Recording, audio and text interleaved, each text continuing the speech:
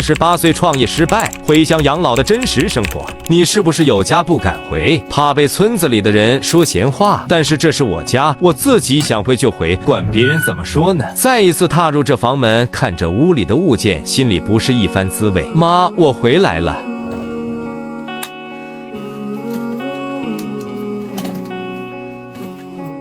看着家里人的照片，往事涌上心头，后悔没有早点回家。这就是我在农村的家。10多年没回来了，建议整体给我带回去。我依稀记得这几个老木柜是我儿时时候父亲打造，现在都还保留着，都是岁月的痕迹。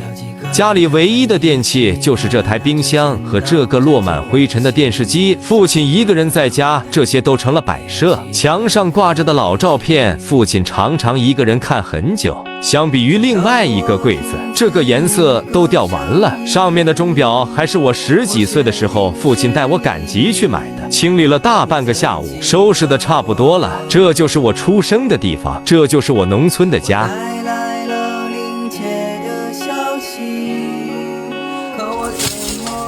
这是我老师种的茶籽，但是我顺便把外面重新整一下，到时候。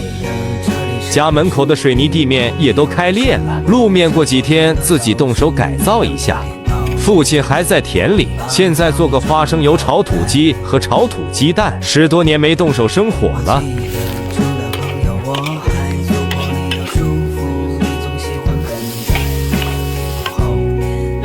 葱都是刚刚田里摘的，搅拌好鸡蛋。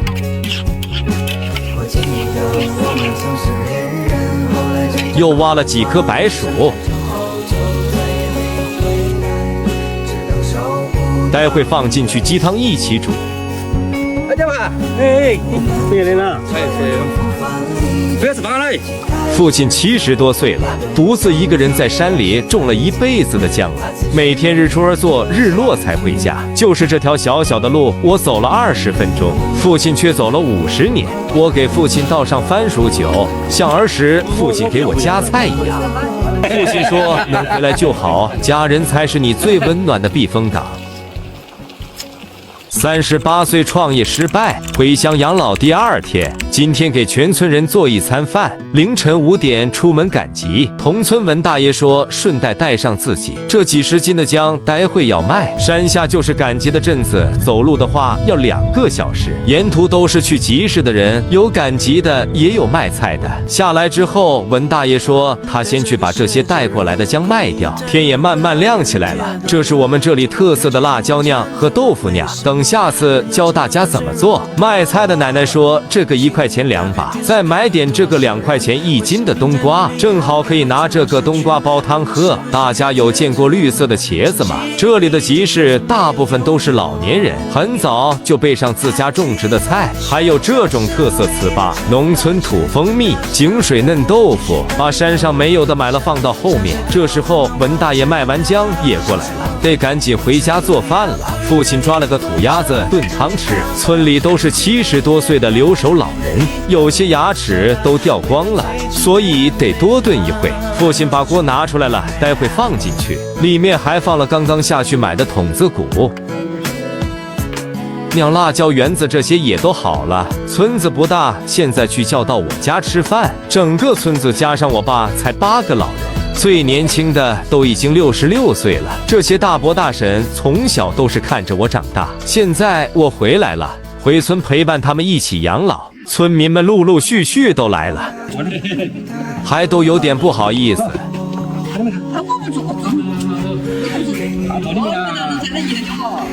先给大婶打上饭，再给大伯倒上自家的红薯酒，拿上凉茶。父亲说今天很开心，把多年珍藏的宝贝也拿了出来。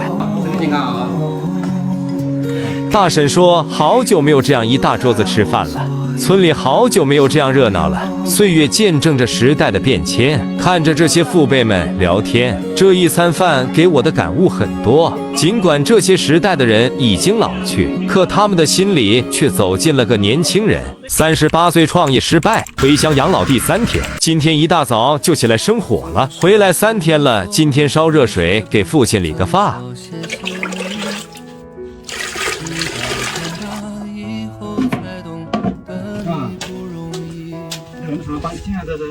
我爸70多岁的小老头，因为常年在地里种姜，所以皮肤晒得黑黑的，也已经满头白发了。小老头心疼钱，舍不得去一次理发店理发。昨天赶集买了个推子上来，这才同意给他理发。他说山下理发一次20块，都够我买好几包菜种子了。省下来的钱以后给你讨媳妇。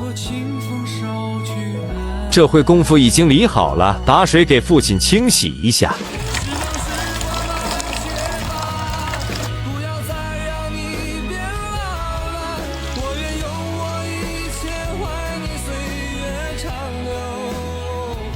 这也是家里用了20年的镜子，我爸说干干净净的就是舒服。我这个环境太乱了，我把它整一下，行不行？咋去再把那些整出来？父亲用双手耕耘着土地，却往往忽略了自己生活的地方。我这心里头啊，既心疼又着急，二话不说，卷起袖子就开干。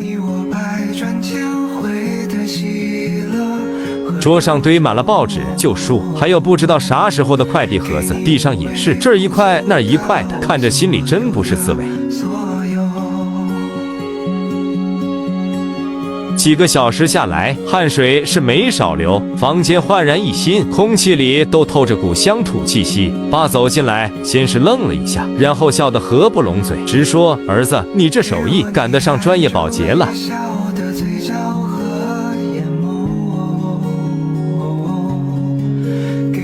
整理完房间之后，不经意间打开了父亲的衣柜，里面藏着几十年如一日的朴素与坚持。这么多年了，跟父亲还没有一张像样的合照，找了好久，找到这么一套衣服，赶紧给父亲换上。我边说边像小时候他给我打扮那样，系上扣子，整理衣服。我仿佛看到了年轻时英俊潇洒的他。我拿起手机，调整好角度，定格了这份温馨的瞬间。照片里，老爸笑得像个孩子，皱纹里都藏着乐呢。之后我来到山下，这照片得打印出来，挂家里，以后天天都能瞅见这份温馨。山脚下的那家老照相馆，记得小时候每次学校照了相，都得跑这儿来取。那时候等照片的心情比过年还激动呢。照片终于好了，拿在手里沉甸甸的，不只是纸的重量，更是满满当当的回忆和温情。这照片啊，得好好裱起来，让它成为咱们家新的老物件，让这份乡愁代代相传。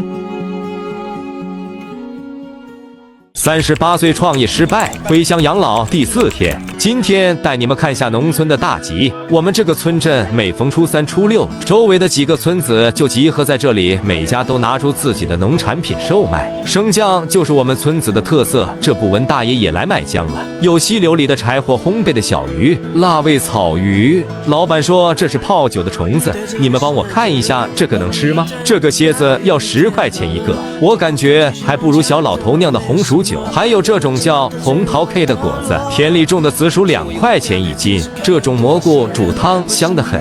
我们村子特色的排晒，你们那边这个叫什么？这个是我小时候上学最喜欢吃的灯盏粑粑，又香又糯，2块钱一个。来这里卖菜买菜，大部分都是老年人，早上5、6点就来这里等着了，可能一天的收入只有几十块钱，早餐、午餐都是这一碗5块钱的炒粉。理发10多年的张大爷今天也来了好几个老人家理发。随后我买了块牛排，给小老头做一餐独特的牛排大餐。回到家后，小老头说今天要赶紧把这些碴子包出来，过几天我带你去榨菜籽油，这一包就是1下午。如果你有机会来，我一定用这亲手包的碴子榨的油，给你炒几个地道的家乡菜，让你感受一下家的味道。小老头大多数时候都是简简单单的粗茶淡饭，可他却总是吃得津津有味，乐在其中。红酒准备好了，刀叉准备好了，现在就差一顿牛排了。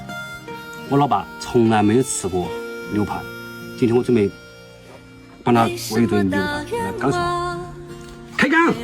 拿上上午买的牛排，还带着血水的新鲜着呢，就想着我爸看到这西式大餐会是啥反应。查了半天菜谱，又是腌又是煎的，虽然手艺比不得大厨，还从地里摘了些西红柿，鸡窝里面拿了几个土鸡蛋，用洋葱混着黑胡椒弄的酱汁，从天亮忙到天黑，这顿洋快餐可算好了。必备的仪式感可不能少，洋酒也要备上。给父亲用上刀叉切牛排，我说是不是比咱村里的土菜还合口味？咱爷俩一边吃一边聊聊家常，说说过去的事儿。说真的，有时候幸福就是这么简单，不在于你吃了多少山珍海味，而在于那一份心意，那一份陪伴，还有那份无论你走到哪里，家永远是你最温暖的港湾。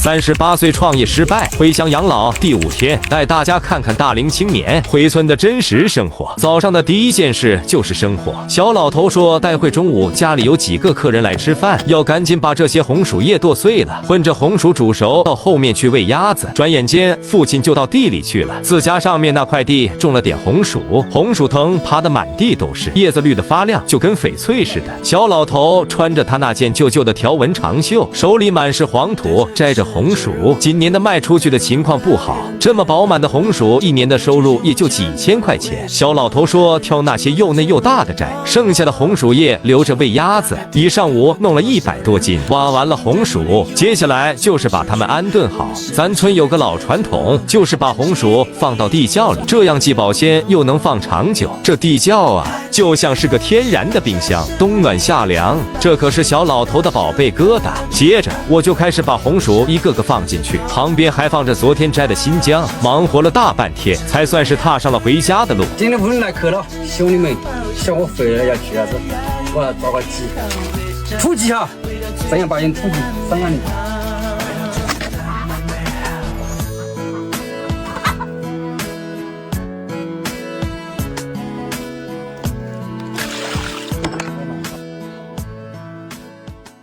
到了饭点儿，咱们围坐在院子的房门口，一张老木桌，自家的铁锅炖菜，土鸡香气四溢。跟我的老同学们边吃边聊，回忆起学生时代的趣事，笑得眼泪都快出来了。舅舅跟我说：“小子，回来就好，农村也有农村的好，家人最重要。”那一刻，我突然觉得，创业失败虽然是个小挫折，但能有这样的家人和朋友在身边，何尝不是一种幸福呢？农村的日子简单却温馨，不管外面的世界多精彩，别忘了回头看看，家里的灯火永远为你留着。